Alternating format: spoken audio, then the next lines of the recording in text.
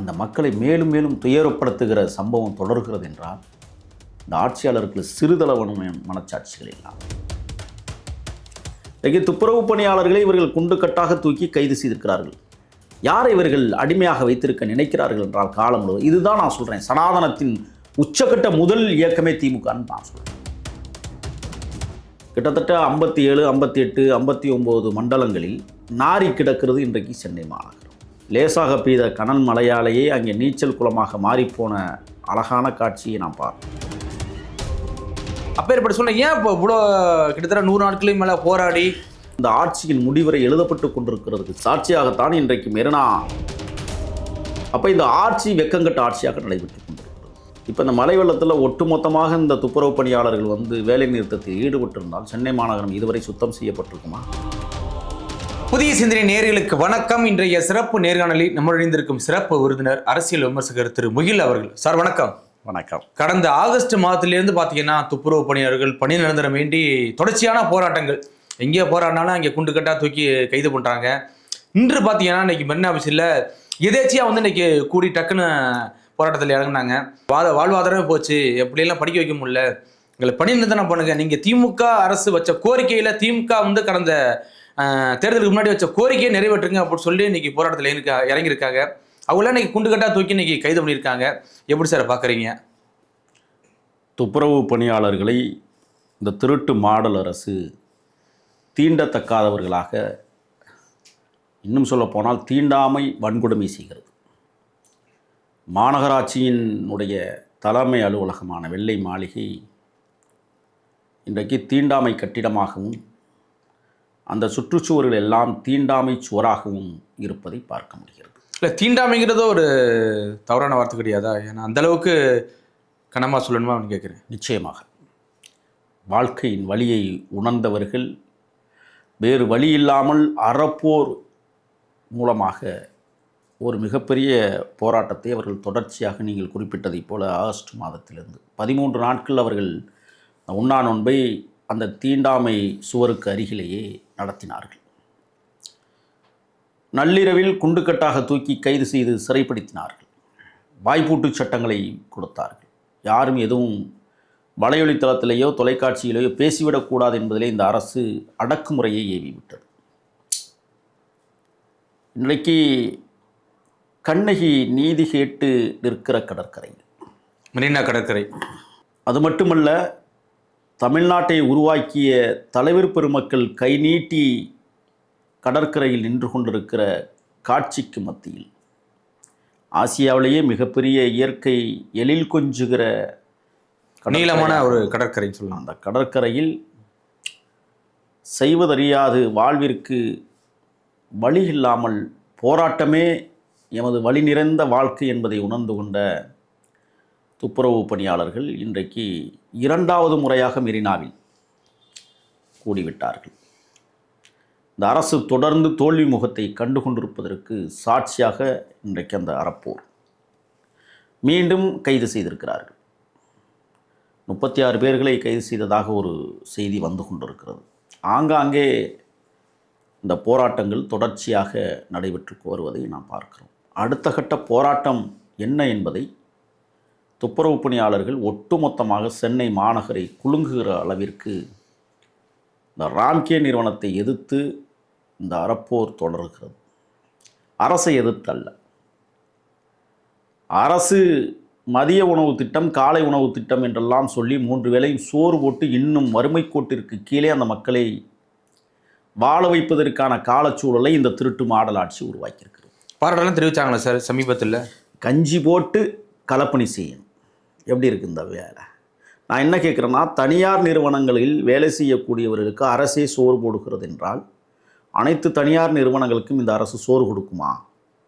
அனைத்து தனியார் தொழிலாளிகளை ஊக்கப்படுத்துமா என்பதை நான் கேட்க விரும்புகிறேன். சரி, ஒரு நாளைக்கு விளக்குமாறு குடிச்சும் கூட்டி பார்க்க சொல்லுங்கள் இந்த அரசு. கிட்டத்தட்ட 57, 58, 59 மண்டலங்களில் நாரி கிடக்கிறது இன்றைக்கு சென்னை மாநகரம். லேசாக பெய்த கனல் மழையாலேயே அங்கே நீச்சல் குளமாக மாறிப்போன அழகான காட்சியை நாம் பார்த்தோம். குழந்தைகள் குதூகலமிட்டு சாக்கடை தண்ணீரிலே குளித்த செயலை நாம் கண்டோம் வியாசர்வாடி பகுதியிலே. தொடர்ந்து இந்த அரசு கொள்ளையடிக்கிற நோக்கத்தோடு தான் இயங்கிக் கொண்டிருக்கிறதை ஒழிய கூலி தொழிலாளிகளை காப்பாற்ற வேண்டும் என்கிற எண்ணம் இல்லாத அரசாக இந்த மண்ணில் ஆண்டு கொண்டிருப்பது இறுதி கட்டத்தை எட்டியிருக்கிறது. இன்னும் 3 மாதங்கள் இவர்கள் ஆடுகிற ஆட்டத்திற்கு அளவே இல்லாமல் போய்விடும் இந்த ஆட்சியாளர்கள். இன்றைக்கு துப்புரவு பணியாளர்களை இவர்கள் குண்டு கட்டாக தூக்கி கைது செய்திருக்கிறார்கள். இதில் என்ன வேடிக்கைனா, பெண்களை ஆண் காவலர்கள் கைது செய்கிறார்கள். சட்டத்தை மீறி தொடர்ச்சியாக இந்த துப்புரவு பணியாளர்கள் விஷயத்தில் இந்த அரசு அதிகாரத்தை துஷ்பிரயோகம் செய்து கொண்டு நடத்துகிறது. ஏற்கனவே காவாய்கள் அடைக்கப்பட்டு கிடக்கிறது சாக்கடையால். எந்த இடத்துலையும் ஒழுங்கா சிங்காரச்சனின்னு சொல்லி எத்தனை வருஷமாக சொல்கிறாங்க சொல்லுங்கள் பார்ப்போம். நான் உங்கள்கிட்ட ஒரு கேள்வி கேட்கவா? மாநகரத்தின் தந்தை என்று ஸ்டாலினை போற்றினார்களா? அப்பா என்று. இப்போ அப்பா தந்தை சரிதானே?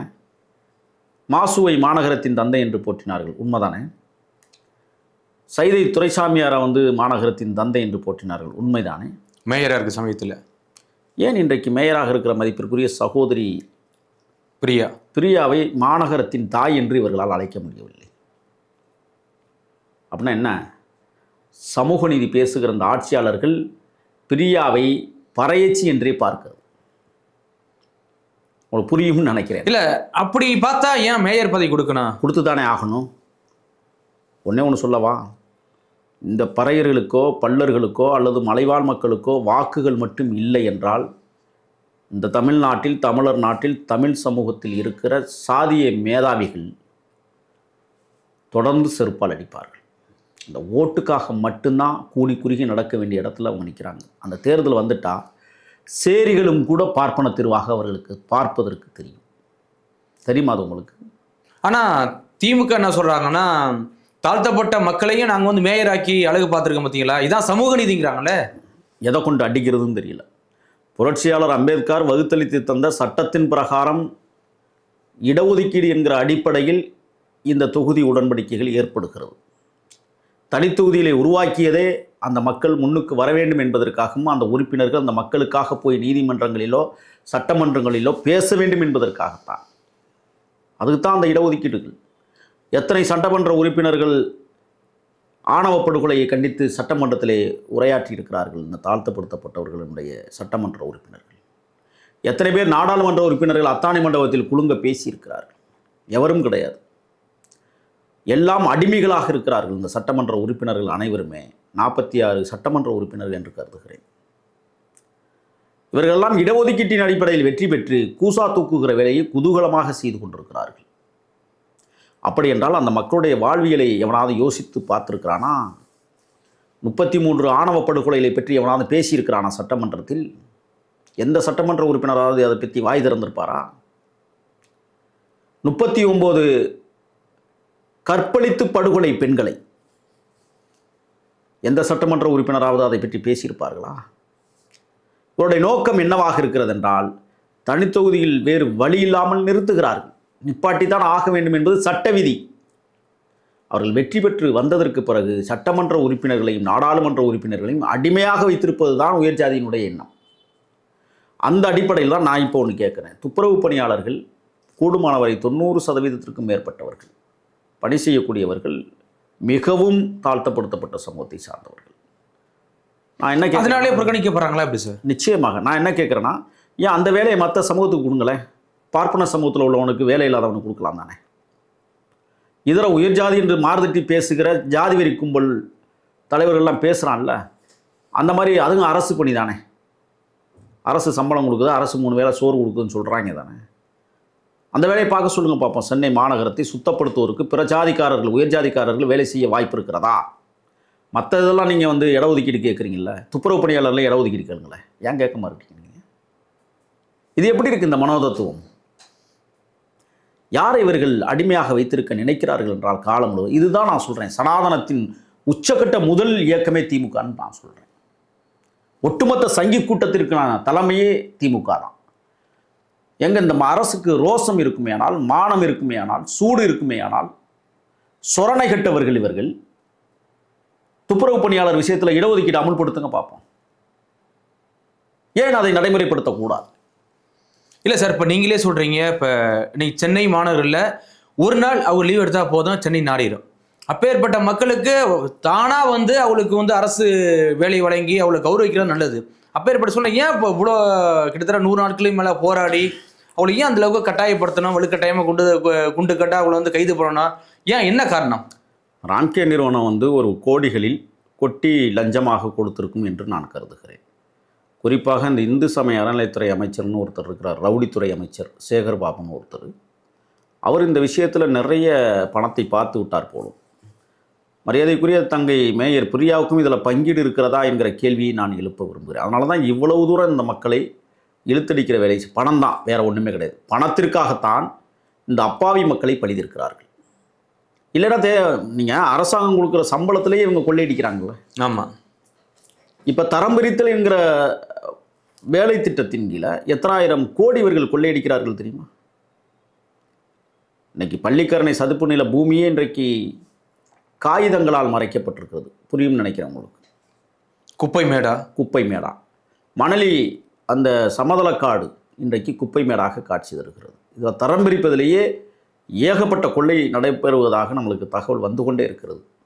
அப்படி என்றால் இன்றைக்கி ஆயிரக்கணக்கில் வேலை செய்யக்கூடிய இந்த அப்பாவி மக்களை பழிதீர்ப்பதற்கு இந்த அரசு தொடர்ந்து தமிழ்நாட்டில், குறிப்பாக சென்னையில் இவர்கள் இது போன்ற காரியங்களை நகர்த்துகிறார்கள் என்றால் இந்த ஆட்சியின் முடிவரை எழுதப்பட்டு கொண்டிருக்கிறதுக்கு சாட்சியாகத்தான் இன்றைக்கு மெரினா கடற்கரையில் உயிர் கொடுத்து போராடிய அந்த உன்னத இந்த நகரத்தை சுத்தமாக வைத்திருக்கக்கூடிய போராளிகள் கைது செய்யப்பட்டிருக்கிறார்கள். அப்போ இந்த ஆட்சி வெக்கங்கட்ட ஆட்சியாக நடைபெற்று கொண்டிருக்கிறது. இல்லை, என்னோட கேள்வி என்னன்னா, சமீபத்தில் இந்த 3 வேளை சாப்பாடு போகிறா அப்படின்னு சொல்லி சொன்னதுக்காக அன்னைக்கு தமிழக அரசுக்கு நன்றி தெரிவித்தலாம். அன்னைக்கு இதே துப்புரவு பணியாளர்கள் வந்து நன்றி தெரிவித்தாங்க. ஆனால் இன்னைக்கு ஒரு மக்கள் போராடுறாங்க. இதில் யார் உண்மையான துப்புரவு பணியாளர்கள்? சொம்பு தூக்கிகள் வேண்டுமானால் சம்பளத்திற்கு போய் கொடி தூக்கி இருப்பார்கள். உண்மையாக இந்த நகரை சுத்தமாக வைத்துக்கொள்ள வேண்டும் என்று எண்ணம் படைத்தவர்கள், கருதுபவர்கள், அவர்கள் அறப்போராட்டத்தில் கலந்து கொண்டு தொடர்ந்து போராடி கொண்டிருக்கிறார்கள்.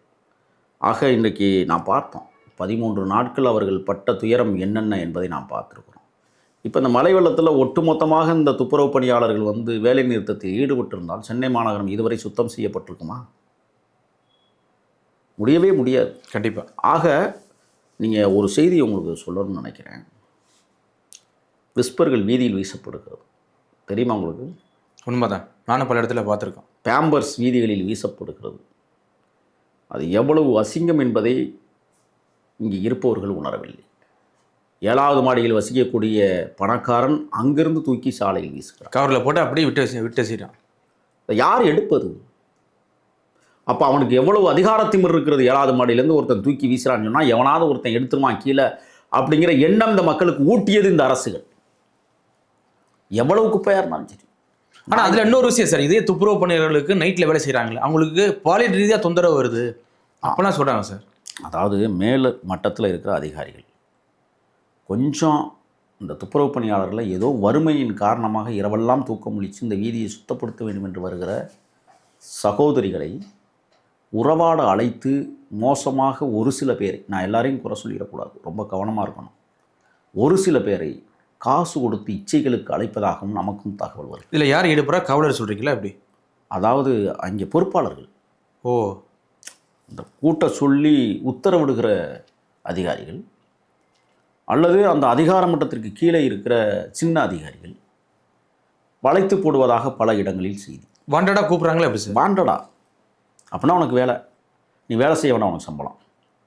ஓ, இரவெல்லாம் நீ வீதி கூட்டவனா, இரவெல்லாம் என்கிட்ட சம்பளம் வந்துடும். எப்படி இருக்குது திட்டம்? இல்லை, இப்படி நடக்குதா சார் உண்மையில்? ஒரு சில பேர் அப்படி நடத்துகிறாங்க. உயிரை கொடுத்து வீதியை கூட்டி அழகு வார்த்த தாய்கள் நிறைய பேர் இருக்காங்க. நீங்கள் ஒரு சில பேரை இப்படி பயன்படுத்துகிறாங்க. அதுவும் பார்த்தீங்கன்னா கொஞ்சம் தோல் சோப்பாக இருந்தால் கூட அவர்கள் கண்காணிக்கப்படுகிறார்கள் என்ற தகவல். ஐயோ. அப்போ இதுக்குள் ஒரு மிகப்பெரிய சில்மிச வேலைகளும் நடைபெற்று கொண்டிருப்பதை நாம் பார்க்க முடிகிறது. சரி, இரவெல்லாம் உழைத்து விட்டு காலையில் 6 மணிக்கு அப்பாடான்னு சொல்லி அந்த பேருந்தில் ஏறுறாங்க அந்த பெண்கள். பார்த்தீங்களா அவங்களுடைய முகங்களை கருக்குளிச்சு போய்? அந்த மக்களை மேலும் மேலும் துயரப்படுத்துகிற சம்பவம் தொடர்கிறது என்றால் இந்த ஆட்சியாளருக்கு சிறிதளவனும் மனச்சாட்சிகள் இல்லாமல். இன்னொன்று தெரியுமா? விளக்க மாத்தில் ஊழல் பண்ணியிருக்காங்க. கூட்டுற விளக்க மாறல, ஒப்படை அறையில் 1000 கோடி ஊழலுங்கிறத நம்ம பார்த்துட்டோம். பினாயில் ஊழலுங்க. கழிவறை கழுவக்கூடிய ஆசிட்டில் மிகப்பெரிய கொள்ளை. திட்டமிட்டு இவர்கள் கொள்ளையடிக்கிற நோக்கத்தில் தான் அனைத்தையும் உருவாக்குகிறார்கள். கண்டிப்பாக சார், பொறுத்திருந்து பார்க்கலாம் என்ன நடக்குதுன்னு. மிக்க நன்றி சார். நன்றி.